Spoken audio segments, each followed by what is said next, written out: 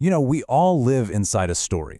But what if I told you the storyteller, your own mind, isn't always reliable? In this explainer, we're going to dive deep into that world inside our heads, and we'll be using the profound wisdom of an Islamic framework to understand and even rewrite the stories we tell ourselves. I want you to really let that sink in. Your mind isn't just a camera, passively recording everything that happens. Oh no, it's much more active than that. It's an author, it's a director, it's constantly interpreting and creating a narrative about you, your life, and everyone in it. It's always telling you a story. So if our mind is the story maker, that leaves one huge question, right? Are you a good story editor? That's exactly what we're here to do today. We're going to build a toolkit together that helps us check those stories our minds are spinning, using our faith as the ultimate guide for what's true and what's right. All right, so before we can start editing, we've got to understand how these stories get messed up to begin with. We're going to look at 3, let's call them common glitches in the system that can totally warp the narratives we live by. It seems like a simple question, doesn't it? But here's the thing. The answer is almost never just about cold, hard facts or logic. And that right there is the first glitch we need to wrap our heads around, how our beliefs actually get formed in the first place. Okay, so check this out. It's kind of fascinating, really. Our beliefs, a lot of the time, they're built on what feels familiar, not necessarily what's true. Think about it. The stuff you hear over and over, what you saw growing up at home, what everyone around you either celebrates or shames. And of course, our really strong emotional experiences. All this stuff just feels true, regardless of whether it actually is. And here's a perfect example of that in action. Imagine hearing a phrase like, "Good women stay silent," over and over again, maybe in your family, maybe just in the culture. After a while, that's not just a saying, it becomes an unconscious rule you live by. It gets written right into your story, and it starts to control how you act and what you think of yourself, even when it's totally holding you back. All right, glitch number 2, bias. Honestly, you can just think of it as your brain trying to be efficient. It creates these little mental shortcuts to make sense of a really complex world. But the problem with shortcuts is they can get you lost, especially when you're talking about other human beings. And this is exactly what that shortcut looks like when it's happening. It's an instant judgment. You see a label, their job, where they're from, whatever, and bam, your brain spits out a story. It's fast, it's easy, and you know what? It's almost always wrong. Because you haven't even stopped to look at who the person actually is.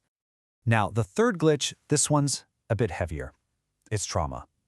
And it is so important that we get this right. Trauma isn't just about one big life-threatening event. It can absolutely be that, but it can also be the slow burn, that constant drip of criticism, or being ignored emotionally, or always feeling like you're being judged.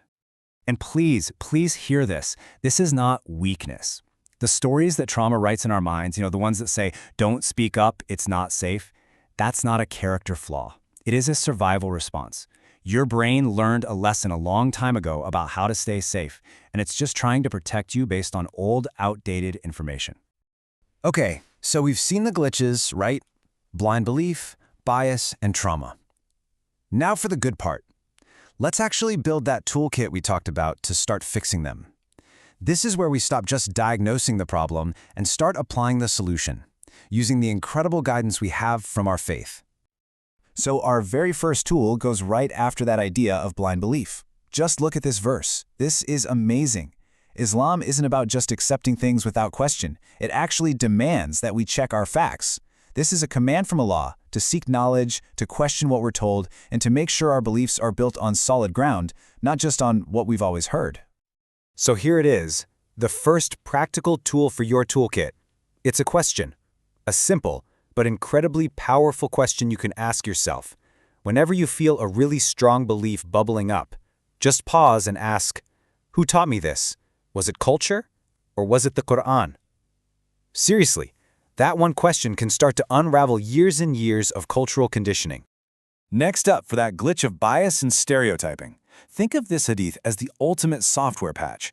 It just completely rewrites the code for how we judge people. It tells us, hey, stop looking at the outside stuff, what they look like, what group they belong to, their status. Instead, it forces us to look at what actually matters, what's in their heart, and what they actually do. And here's the tool that comes from that. Try to make this a habit. The second you feel that snap judgment forming about someone, just stop, pause, and ask yourself this question. It literally forces your brain to get off that lazy shortcut of bias and take the more thoughtful, and frankly more just, path of looking at someone's actual character. Now for trauma, Islam never asks us to pretend we're not in pain. Look at this beautiful, heartbreaking verse. We have a prophet in this moment of just unimaginable grief. And what does he do? He doesn't stuff it down. He doesn't ignore it. He expresses it. But he directs it to the only one who can handle it, the only one who can heal it, Allah. And this leads to such a powerful healing question for our toolkit. When you feel that fear rising up, ask yourself, is this fear about today? Or is it an echo from an old wound that maybe Allah wants me to finally heal? See how that reframes it? It's not just a problem that keeps coming back. It becomes a spiritual opportunity, a chance to heal something that's been hurting for a long, long time. So, all these tools are amazing for rewriting our stories, but let's zoom out for a second. What's the engine driving these stories in the first place? It really all boils down to our motivation. And when you get right down to it, we're usually driven by one of two things. Are you being pushed by fear, or are you being pulled forward by meaning? And you can see the difference so clearly just by listening to the voice in your head. When you're running on fear, that voice is always asking, what will people say? What will they think? You're just trying not to get blamed. And where does that lead? Stress and burnout. Every time. But when you're driven by meaning, the question changes. It becomes, is Allah pleased with this? Is this the right thing to do? And that leads to peace. It leads to real, lasting strength.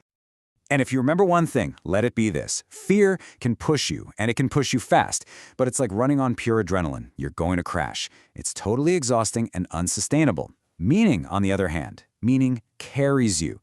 It's like a deep, powerful current that just keeps you going, even when things get tough. It's what gives you the endurance to actually go the distance. Okay, so this has been a lot, right? How do we actually put this all into practice and start changing our stories for real? Well, we're going to wrap up with a super simple, super practical method you can start using like today, right now.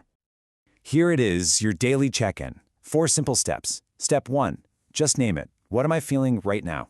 Step 2, dig a little deeper. Why am I feeling this way? Step 3, pull out your new toolkit. Is the belief behind this feeling coming from culture? Is it an old wound? Or is it coming from our faith? And then finally, step 4, and this is the most important one, you choose your response. What can I do right now that will bring me closer to Allah and closer to peace? So we started with this idea that our mind is a story maker. We've looked at the glitches that can mess those stories up, and we've built a faith-based toolkit to start fixing them. The power is literally in your hands now. You are not just a spectator watching the movie your mind creates. You are the editor. So I'll leave you with this question. What new story, what truer, more beautiful story are you going to tell?